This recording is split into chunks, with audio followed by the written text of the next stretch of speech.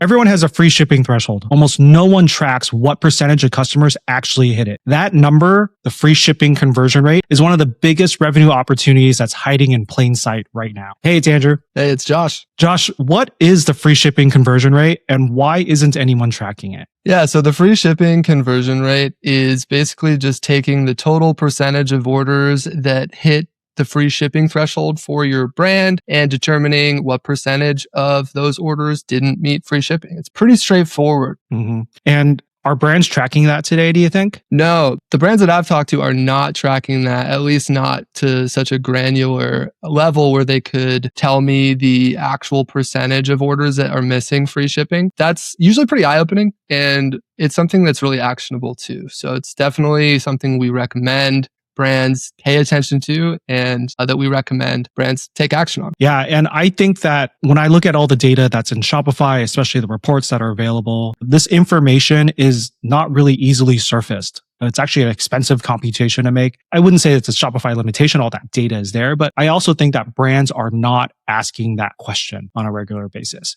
And I think in part it's because brands don't know what kind of actions they can take. What do you think are some of the actions that brands can take? Been looking at this number and how can that move the needle for them? Yeah, great question. I think that a lot of brands have a free shipping kind of bar, if you will, that sits in their cart or at their checkout, letting customers know how close they are to free shipping. And that happens pre-purchase. That's a great thing to incentivize customers to get over that hump in the pre-purchase phase. What we don't see very often is brands making offers to customers directly after their initial purchase, after that checkout. When you have the ability to make those offers to customers after checkout, but before fulfillment starts, it's a really, really solid way to increase AOV. Customers respond to it. It converts well because everybody likes, free shipping. Everybody likes to be efficient. Nobody likes paying for shipping. So if you put the right offer in front of the customers that didn't convert for free shipping in the pre-purchase phase, you still have an opportunity to get them over the hump in the post-purchase phase. And that is a huge thing. I think that brands are catching on to the opportunities there, but it's something that we usually recommend as the place to start for brands that are looking to optimize their post-purchase. So what I'm hearing is that where brands can really optimize here is both pre-purchase and post-purchase. Absolutely. So from your perspective, Andrew, what's a good versus a bad free shipping conversion rate based off of what we've seen from brands and what we've seen at Cleverific working in the post-purchase side?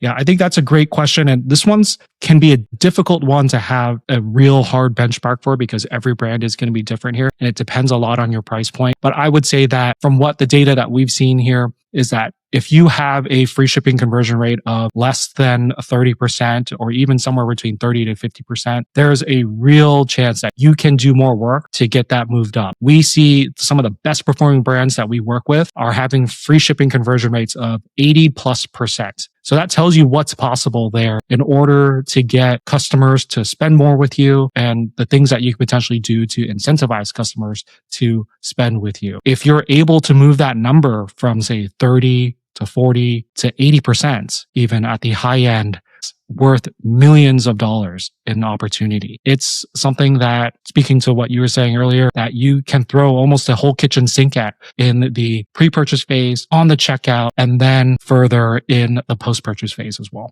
So for brands that are missing like 60% of their orders hitting the free shipping threshold, where should they be looking? Is that like a pricing problem or an offer problem? I think it's a combination of both. And their pricing problem could be just that their free shipping threshold could be too high. So there's something to optimize for there where you can move your free shipping threshold down as an experiment in order to see if you're going to start getting more AOV out of customers and also getting more conversions as a result there. It could also be potentially too low. If you have, say, a free shipping threshold and you have a 90+% conversion rate, you have an opportunity to move that up in order to get customers to spend a little bit more with you, thereby reducing your free shipping conversion rate. But a little reduction in that is not a bad thing. When you're working with an optimization problem like this, where you have a number, just having that number be as high as possible isn't necessarily the best thing. You want to also have some additional numbers that can move that around so you can triangulate what you're really trying to optimize for. You're not trying to optimize for this one number. What you're optimizing for is revenue. And so you need two competing values, two competing metrics metrics in order to optimize for that revenue number. Yeah, it's a great breakdown because at the end of the day, it really has to come down to revenue. So if you get too focused on one particular benchmark and you lose sight of the revenue impact, what are you really doing? It's never quite as simple as that. It's just the one number. You got to think about how it feeds into revenue for sure. So what's the actual dollar opportunity if you move that number, let's say just like 10 points, for example? The actual dollar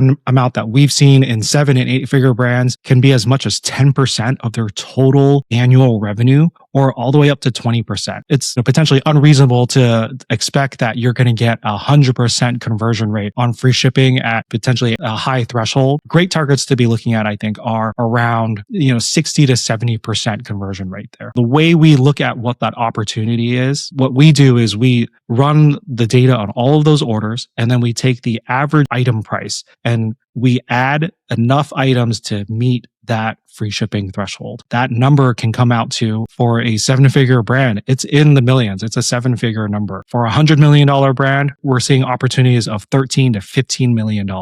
It's a big number. Yeah, it sure is. Do you think 10 points, if we're looking at increasing the conversion rate, do you think 10 points is a realistic target for brands in terms of increasing their free shipping conversion? Or are we being conservative? Like, what's your take on that? When we work with brands, I think it depends a lot on where their current free shipping conversion rate is today at present and what that looks like. If they're down over at 30, 40% free shipping conversion rate, I think it's very realistic to get a brand up to a 50 to 60%. So that's more like a 20-point increase. When you're looking at over around 70 or 80%, you do have some law of diminishing returns there where you're not going to be able to move it that much further unless you're doing something drastic. And then even then, what you're really looking to understand is what is the impact of this conversion rate on revenue. Because if you're moving that number around, even if it gets to 90, 95%, you may be giving up revenue in order to get there. Or if you're doing something that moves it down, such as increasing that threshold, you could be increasing that threshold at the cost of revenue too, because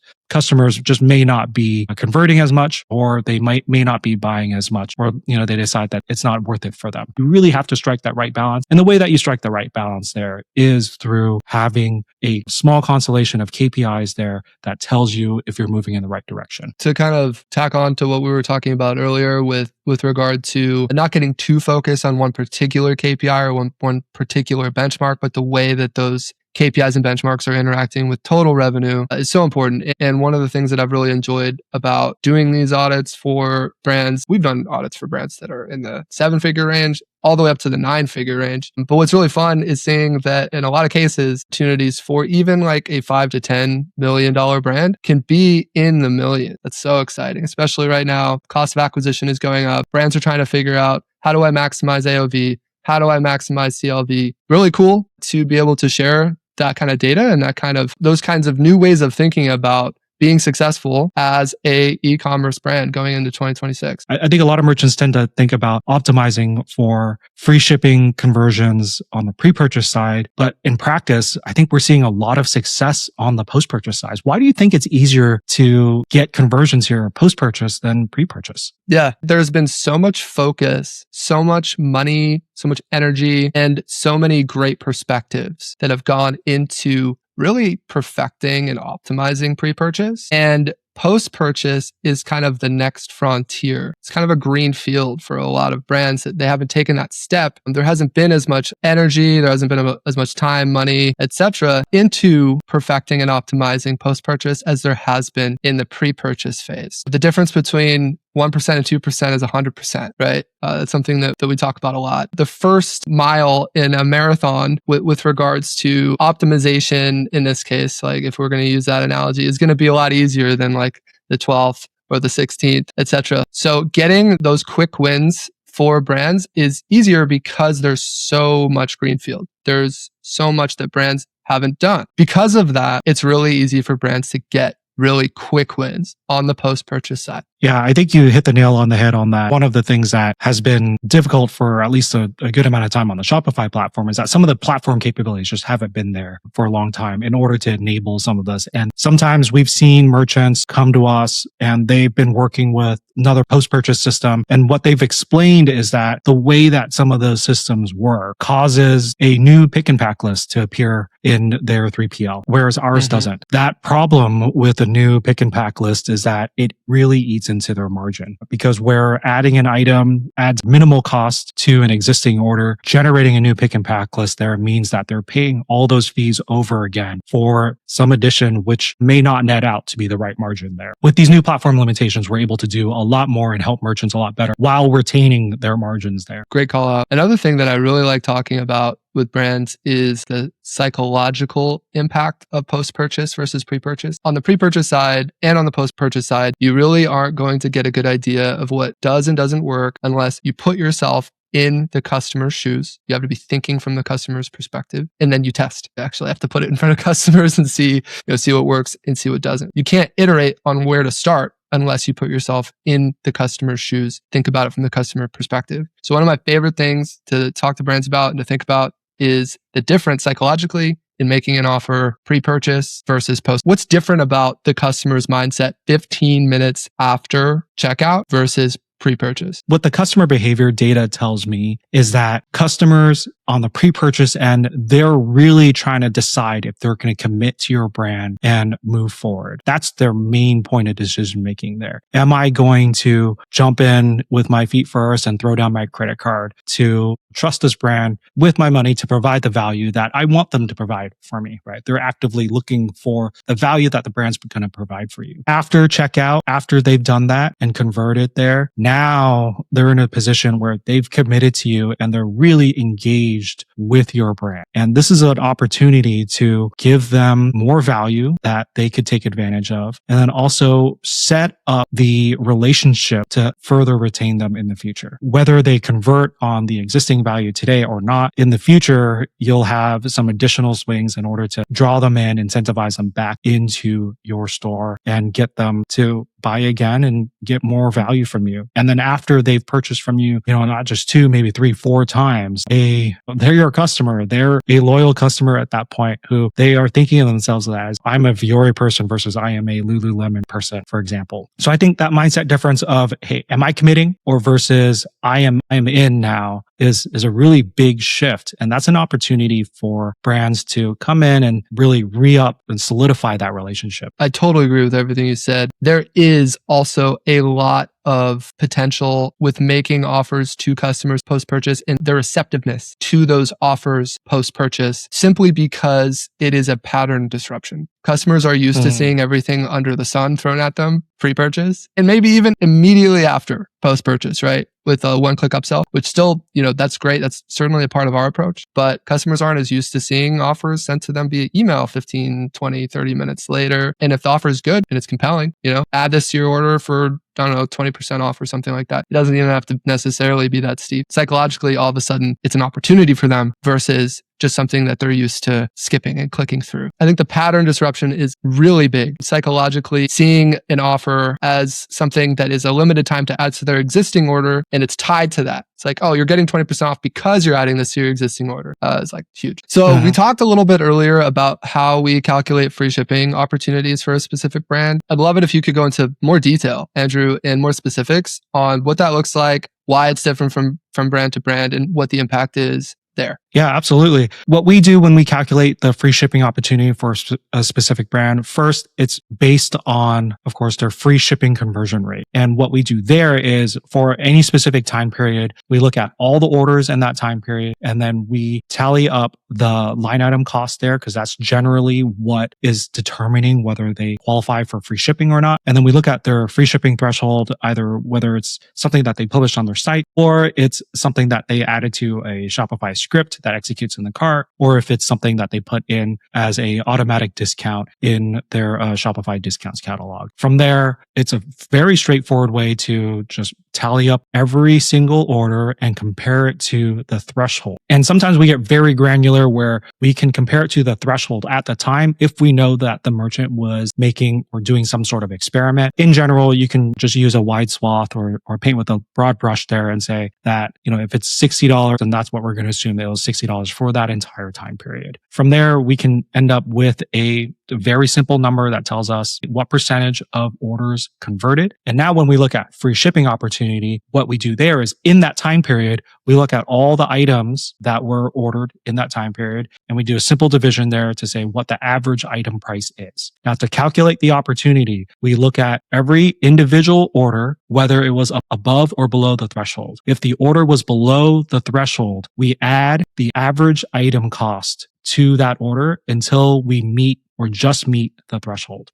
And the reason we add a average item cost there is because you can't add just the amount of the free shipping gap there, because you can't order half of a product, right? You can only order whole products at a time. So we've optimized for that. We made sure that was correct, at least in the conceptual thinking there. And so we add whole products until it meets the free shipping threshold. And then you sum that up. That gives you the total opportunity that is laying out in front of you for free shipping. And if you could get free shipping converted from maybe a 60% rate to an 80, 100% rate. Makes perfect sense. Can brands calculate this themselves? Or is there a technical barrier there? Brands can absolutely calculate this themselves. It is a matter of having the know-how, the data, the systems to be able to handle that, and then the way to basically do that methodology. Some brands might want to do a different methodology, but this, I think, is a very standard way to do this sort of calculation and a rigorous way to do it. I think it's also, there is a lot to do for everybody. Everybody's busy, right? So being able to kind of expedite that process is something that brands have really appreciated when we're working with them as well. When brands are looking at these numbers themselves, and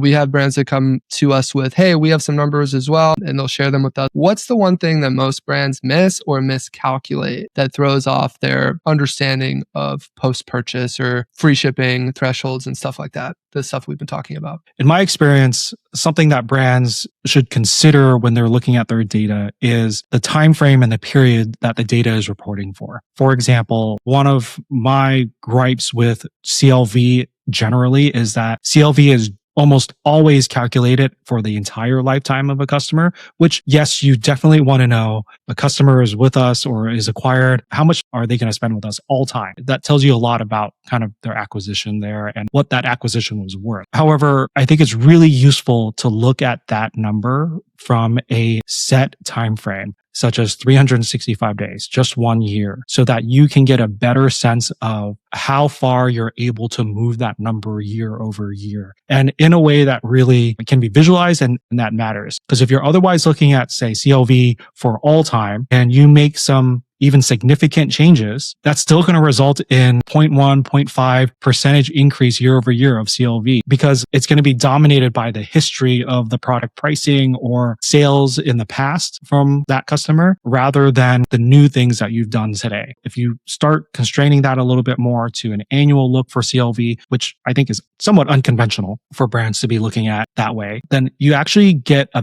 better look at, hey, are the things that we're doing today moving the needle, and how much is it moving the needle, rather than have it being masked by the total history of the customer. That's a really good point. And everything else is pretty much measured by the year in order to get like a health check. Like I wouldn't ask, if I was talking to a brand, I wouldn't ask them, what's your total like sales volume over the entire lifetime of your brand? Right. You know what I mean? I would ask them, what did your sales look like over the last year? Or what did they look like in your last fiscal year? Because that gives you a better understanding of the health of the business. Looking at CLV the same way, maybe is a little unconventional now, but it makes perfect sense to look at it that way. So Josh, we talked a little bit about what's a too high or too low free shipping conversion rate. Do you think there's a free shipping threshold that's too high or too low? This is obviously going to depend on the brand, what they're selling, who they're selling it to, their margins, and their cost of acquisition specifically. So is there too high and too low for your brand? Yes. The answer is yes. To answer that question in like a sweeping way is harder to do because it kind of plays into what we were talking about earlier when it comes to getting your conversion rate up for free shipping thresholds. We've worked with brands where we have advised them to raise their free shipping threshold because we see in the data that there's an opportunity to do that. And in other cases, maybe the opportunity is to lower it a little bit. It really just depends.